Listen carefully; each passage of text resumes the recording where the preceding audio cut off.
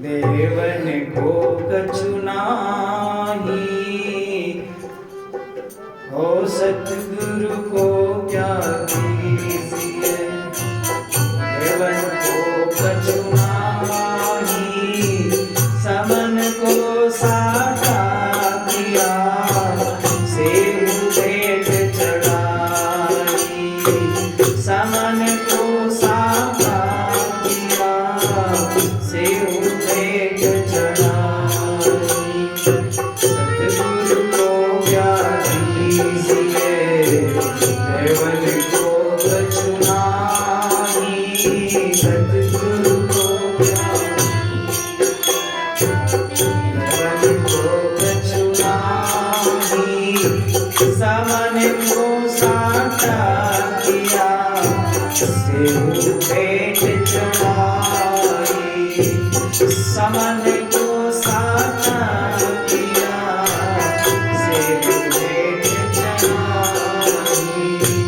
Save भेंट चढ़ाई। समन और शिव, पिता का नाम समन था, पुत्र का नाम शिव था। एक गांव में रहते थे और वहां पर सदगुरु कबीर साहब अपने कुछ शिष्यों को लेके पधारे उस गांव में। तो वहां पे उस गांव में जब उनके घर पधारे तो वो सब नाचने लगे। घर में कितने लोग थे? सिर्फ 3, एक पिता, एक पुत्र, एक माता। नेकी नाम की माता और शिव नाम का पुत्र और समन नाम के पिता।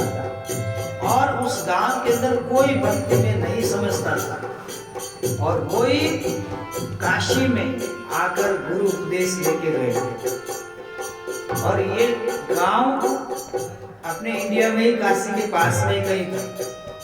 और वहां पर कबीर साहब कुछ संतों को लेकर पधारे और उसमें भी एक कारण था क्यों पधारा। क्योंकि काशी के आसपास एक शेख फरीद नाम के फकीर थे जो 36 साल तक बड़ी तपस्या की और बड़ी तपस्या करके उल्टे लटक करके कुएं में लटक गए अंत में। और 36 साल तक वो तपस्या किए। तो जब कुएं में लटक रहे थे वहां विष्णु भगवान ने उनको आके दर्शन दिया और कुएं से उतराया। और तब वो माता के पास गए।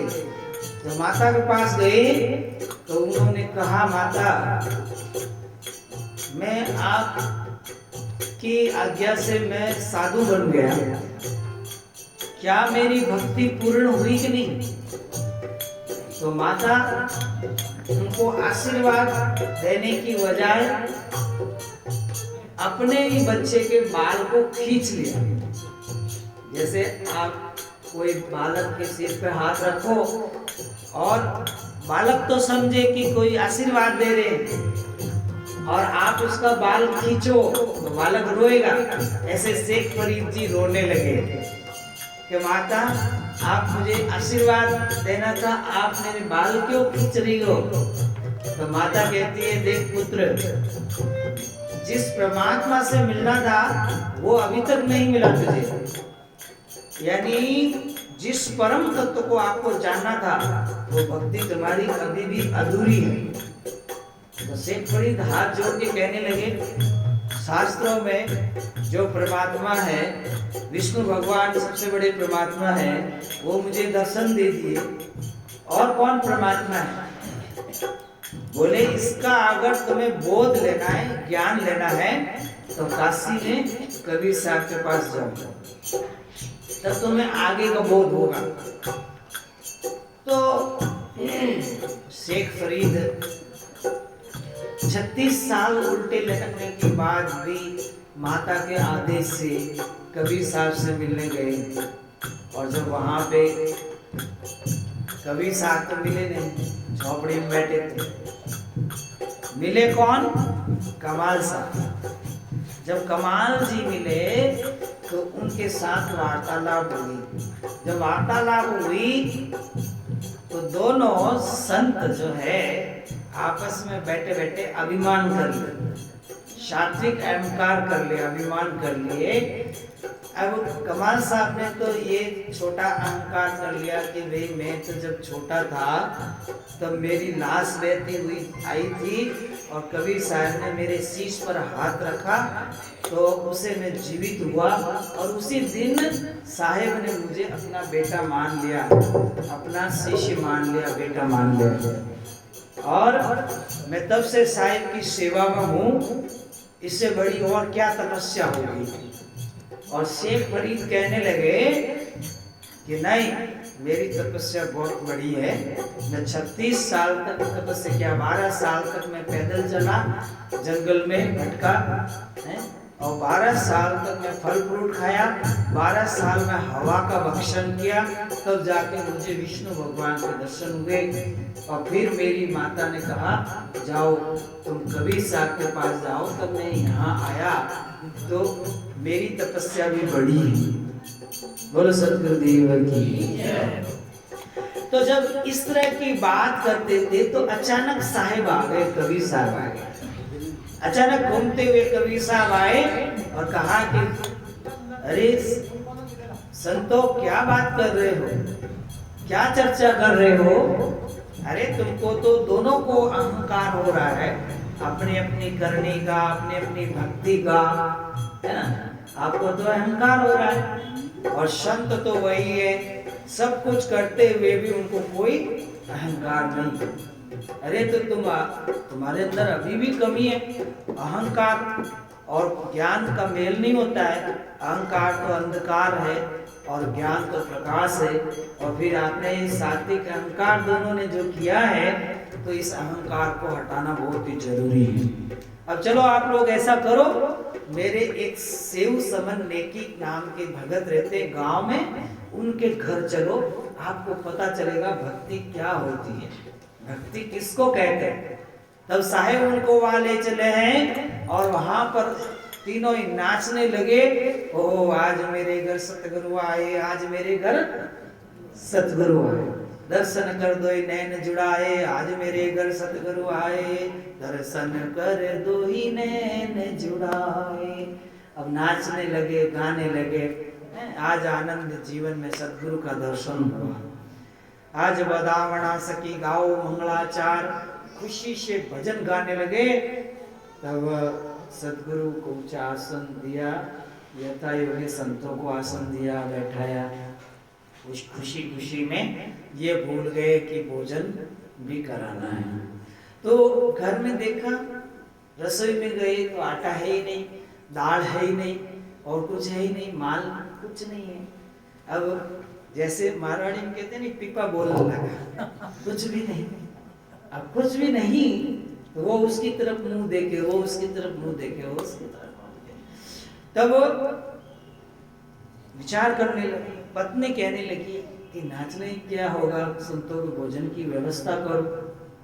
तब अपने पति की ओर देख के कहने लगी कि आप व्यवस्था करो। पति कहने लगे अरे आपने पहले बताया होता तो व्यवस्था करते, अब तो संत आ ही गए।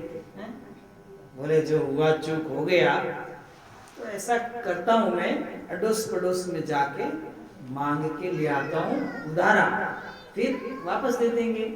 जब अड़ोस पड़ोस में गए समन जी गए तो सबके मुख से एक ही शब्द निकला कि हमारे पास कुछ नहीं है, हमारे पास कुछ नहीं है, हमारे पास कुछ नहीं है। बड़े विचार में पड़ गए। परीक्षा का टाइम था कि कुछ नहीं है, किसी ने कुछ नहीं दिया और वापस लौट आए खाली। तब सेव बच्चे ने कहा कि जब कोई गांव में संतों का आदर ना हो, सम्मान ना हो, तो ऐसे गांव में संत आ भी जाएं तो एक गुरुमुखी परिवार होता है तो इसी को ये वजन उठाना होता है, तो ये अपनी जिम्मेवारी होगी।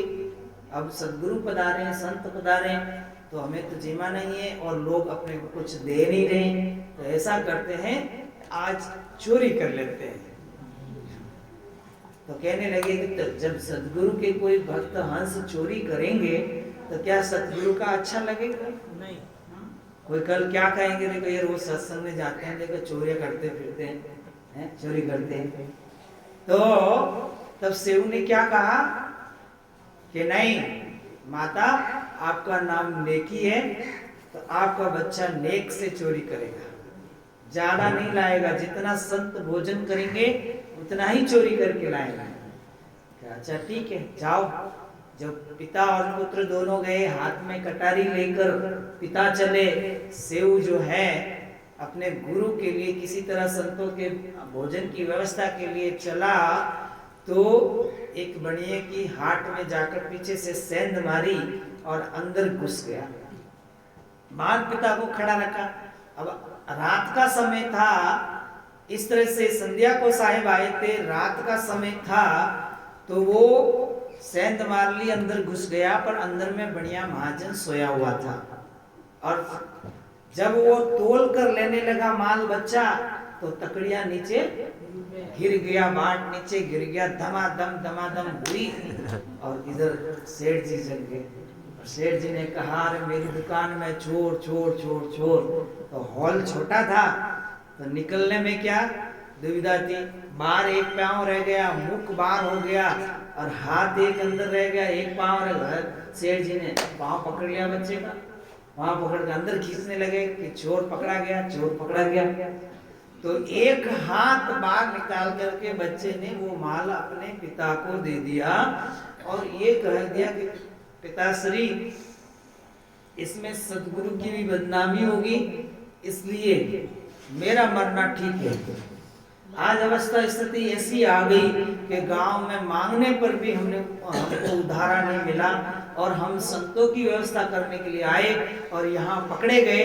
तो अब मैं संसार में जीवित नहीं रहना चाहता, आप मेरा सिर काट दो और मेरे गुरु जी के चरणों में रख देना, और ये माल वो भोजन जो है, कच्चा सामान जो है वो तोला हुआ है, और ले जाकर मेरी माता को दे देना, मेरा अंतिम सलाम कह देना। तो पिता सोचे कि पुत्र को कैसे मारे, तब उन्हें समझाया कि पिताजी आप मेरे सिर पर कटारी चलाओ और मेरी गर्दन को जल्दी से काट दो। पिता ने 10 मिनट देरी की, और फिर बाद में सोचा कि जैसा पुत्र कह रहा वैसा करने में अच्छा है, तो पिता ने ही अपने पुत्र के ऊपर तलवार चला दी और उसका सिर काट करके और उसके बाल पकड़ करके, यानी किसी में लपेट करके उस मुख को और घर ले चले। और बढ़िया ने जब अंदर से खींचा तो बिना मुख सौ मिला, बिना जो मस्तक का, वो तो डर गया कि ये तो उल्टा काम हो गया। वो तो डर गया कि अब अपने ऊपर आ गया ये बच्चा।